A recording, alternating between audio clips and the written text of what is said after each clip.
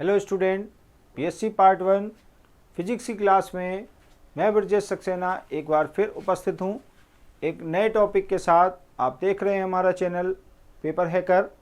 अगर अभी तक आपने हमारे चैनल को सब्सक्राइब नहीं किया है तो कृपया हमारे चैनल को सब्सक्राइब करें, मेरी वीडियोस को लाइक करें ताकि ऐसे ही अच्छे अच्छे क्वेश्चन मैं आपके लिए लाता रहूं। तो स्टार्ट करते हैं हम आज का अपना एक नया टॉपिक है हमारा बंकन आघूर्ण। क्या है?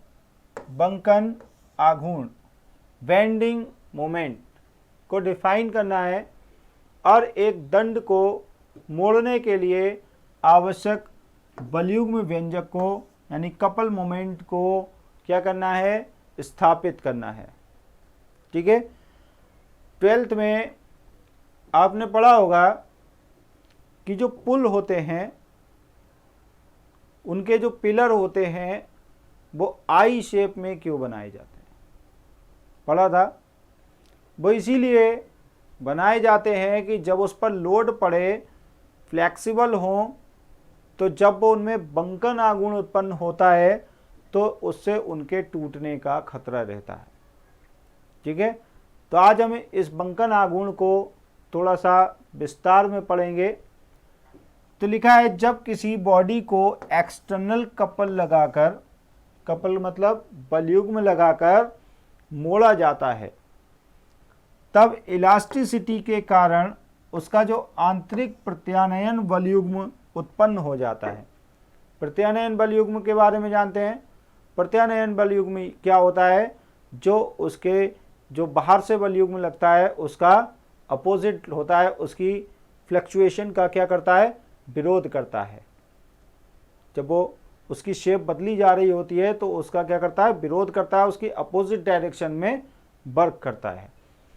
तो इसने बताया कि जब उस पर कोई एक्सटर्नल कपल लगाकर हम उसको मोड़ते हैं तो जो इलास्टिसिटी यानी प्रत्यास्थता के कारण उस पर एक आंतरिक प्रत्यानयन जो है वो कार्य करता है, जिससे हम क्या कहते हैं?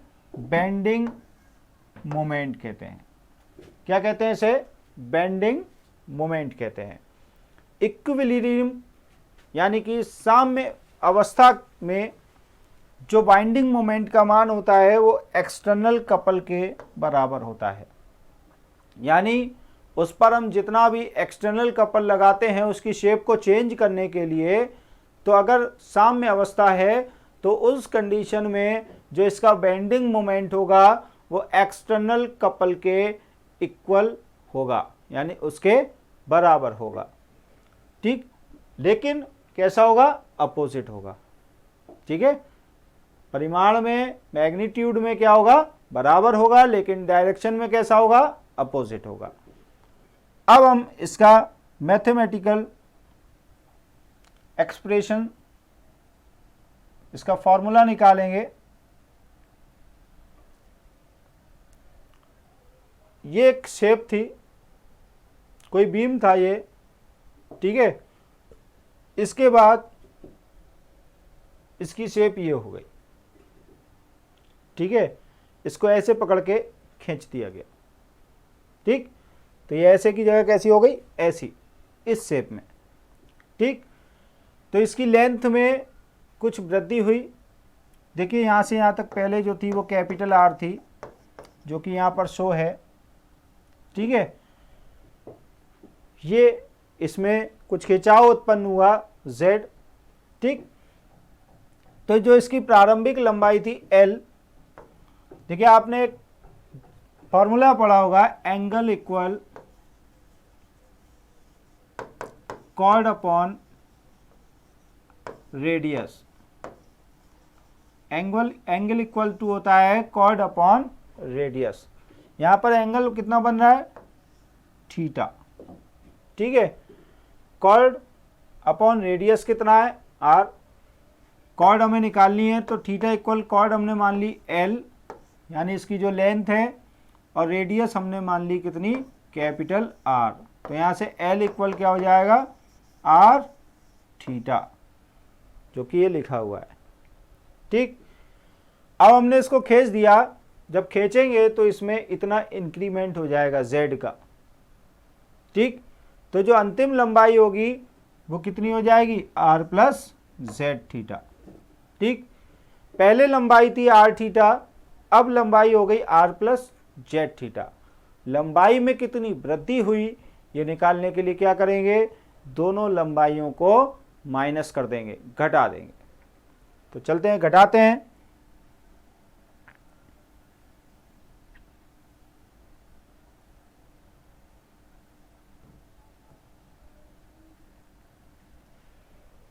प्रारंभिक लंबाई r थीटा, अंतिम लंबाई r प्लस जेड थीटा, ठीक है। डेल्टा एल निकालेंगे तो हम क्या करेंगे, इसमें से इसको माइनस कर देंगे। तो r प्लस जेड थीटा में से माइनस कर दिया हमने क्या, r थीटा। अंदर मल्टीप्लाई करेंगे तो r थीटा और z थीटा, माइनस का r थीटा से r थीटा कैंसिल। तो डेल्टा एल इक्वल टू आ गया z थीटा। अनुदैर्ध्य विकृति की बात करें तो विकृति की डेफिनेशन स्ट्रेन कहते हैं, अंग्रेजी में इसको स्ट्रेन, क्या कहते हैं, स्ट्रेन। किसी भी रॉड की या किसी भी वस्तु के आकार में होने वाला जो भिन्नात्मक परिवर्तन होता है, यानी बहुत सूक्ष्म परिवर्तन होता है, उसे हम कहते हैं विकृति, ठीक है।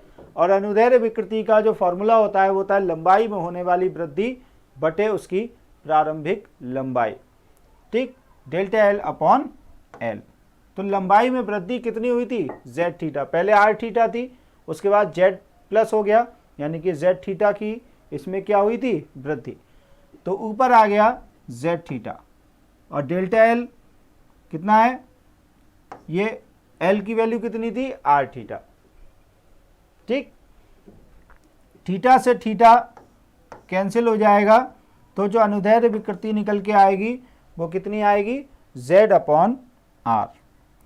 अब हमें फाइंड करना है यंग मॉडुलस, यंग प्रत्यास्थता गुणांक। तो इसका फॉर्मूला आपने पढ़ा होगा, y से शो करते हैं इसको। फॉर्मूला होता है अनुदैर्ध्य प्रतिबल बटे अनुदैर्ध्य विकृति, यंग मॉडुलस का। प्रतिबल का फॉर्मूला होता है बल बटे क्षेत्रफल, F अपॉन ए। तो लगा दिया F अपॉन डी ए, और विकृति कितनी निकल के आई थी, Z अपॉन आर। यहाँ से अगर हम फोर्स फाइंड करें तो ये Z अपॉन आर यहाँ आ जाएगा, और ये डी ए अपॉन में है तो ये ऊपर चला जाएगा। तो F की वैल्यू आ जाएगी Y Z D A upon R. हमें फाइंड करना है क्या, टाउ।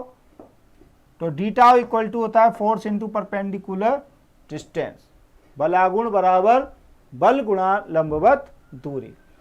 फोर्स का फॉर्मूला ये पुट कर दिया इंटू जेड, तो जेड इंटू जेड क्या हो जाएगा, जेड स्क्वायर। तो डी टाउ की वैल्यू आ गई Y Z square D A upon R. हमें वैल्यू फाइंड करनी है किसकी, टाउ की।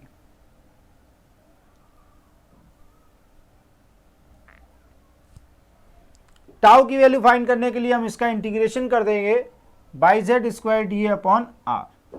बाई अपॉन आर को हमने ले लिया बाहर, तो ये बचा इंटीग्रेशन जेड स्क्वायर डी ए।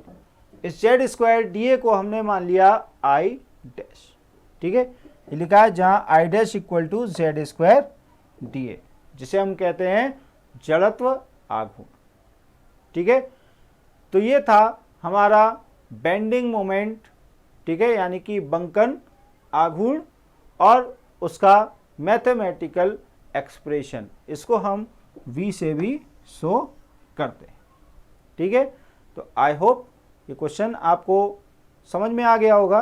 फिर भी अगर इस क्वेश्चन से संबंधित कोई क्वेश्चन है आपका, तो आप मेरे कमेंट बॉक्स में पूछ सकते हैं, मुझे अच्छा लगेगा। आज के लिए इतना ही, धन्यवाद।